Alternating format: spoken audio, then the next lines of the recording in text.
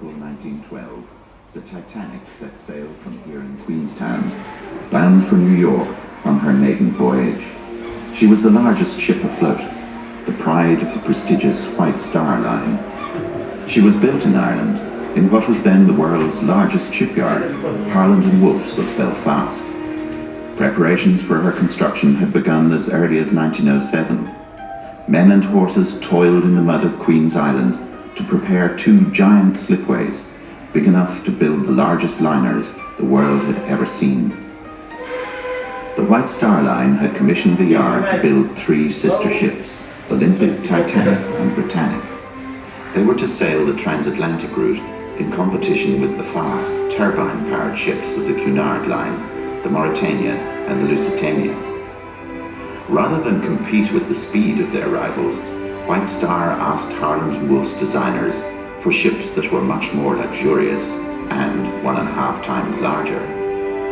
The final drawings emerged from the drawing office and were approved in 1908. By this time, the great gantries had been constructed over the new slipways where the Titanic and Olympic were to be built side by side.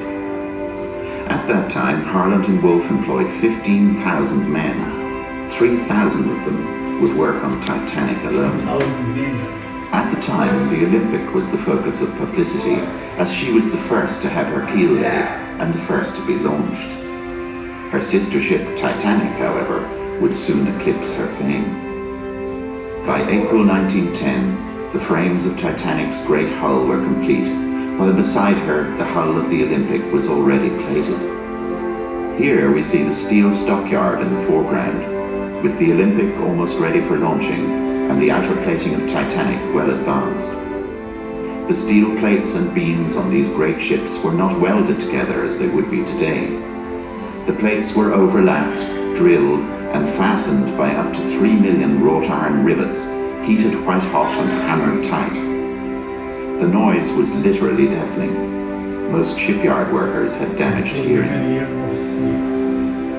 In early May of 1911, the tail shafts were fitted and the final preparations made for launching. The timber shores and blocks were removed and the giant hull was held in place by hydraulic launching triggers. On the 31st of May, Lord Peary, the chairman of Harland and Wolff, made a last inspection with his colleague from the White Star Line.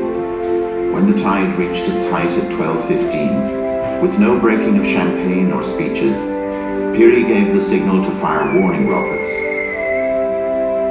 Great hydraulic rams engaged with the massive hulk to overcome her initial inertia. Slowly but inexorably, the Titanic starts to glide on rails greased with tons of tallow and soft soap. With the tiny figures of shipyard workers dotted along the rails of her upper decks, the hull gradually picks up speed, all of her 24,360 tons accelerating down the slip in an unstoppable ride. In just 62 seconds, traveling at 12 knots, she plunged into the sea, lurching against the drag of colossal chains laid to restrain her headlong rush. But trying to separate you up on deck, taking that first. Afloat at last, she is still an empty, powerless hulk, without engines, boilers, or furnishings. Her engines were enormous.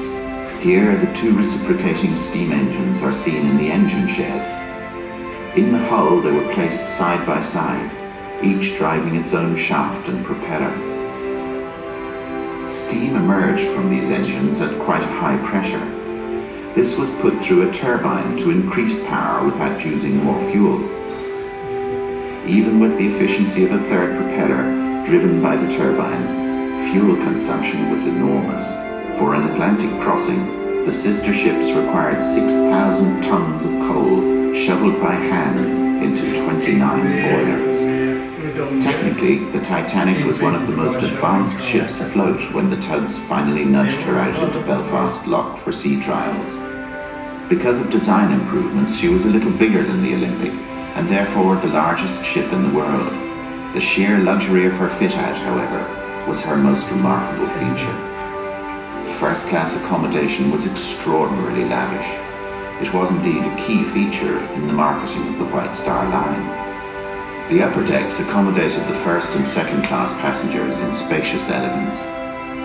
The majority of passengers, however, were on the lower decks, travelling third class. Father Frank Brown, who sailed on Titanic from Southampton to Queenstown, photographed some of them watching the tugs nudge the ship away from the wharf as the maiden voyage began. She first sailed to Cherbourg, where she took on more passengers, many of whom were poor emigrants from southern Europe and China. When she arrived in Queenstown, she took on just 3 first-class passengers and 7 second-class, compared to 113 third-class. Most of these were young, single men and women. They were part of the tide of emigrants which had continued to flow out of Ireland since the famine of the 1840s. There were shipping offices all over Ireland, selling tickets to generations of young men and women who could see no future for themselves in Ireland. Tens of thousands passed through Queenstown every year. In 1912, 30,000 emigrated from Ireland, 20,000 to the US, and a further 6,000 to Canada. For most of the emigrants on the Titanic, the accommodation was far more luxurious than anything they had ever experienced before.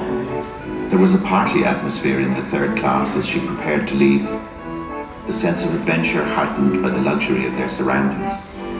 The excitement of the moment, however, could not entirely conceal the underlying sadness of this mass leave-taking. With one-way tickets in search of a better life, the young emigrants were leaving everything they knew behind. On the deck of one of the Queenstown tenders, Father Brown photographed a lone trumpeter saluting the departing emigrants. As the great liner weighed anchor, an uilleann piper played a lament on Titanic's poop deck. Titanic sailed, carrying the dreams of her passengers for a new life in America. She was the very pinnacle of the technology of her time, considered virtually unsinkable. When she struck an iceberg at 11:40 on Sunday the 14th of April 1912, she would become freighted with symbolism in the public imagination, slipping from the mundane world into myth. In the next section of the exhibition, alongside memorabilia of Titanic and the White Star Line, we explore the routine of her visit to Queenstown, the embarkation of passengers, the loading of baggage and mail bags as she prepared for her first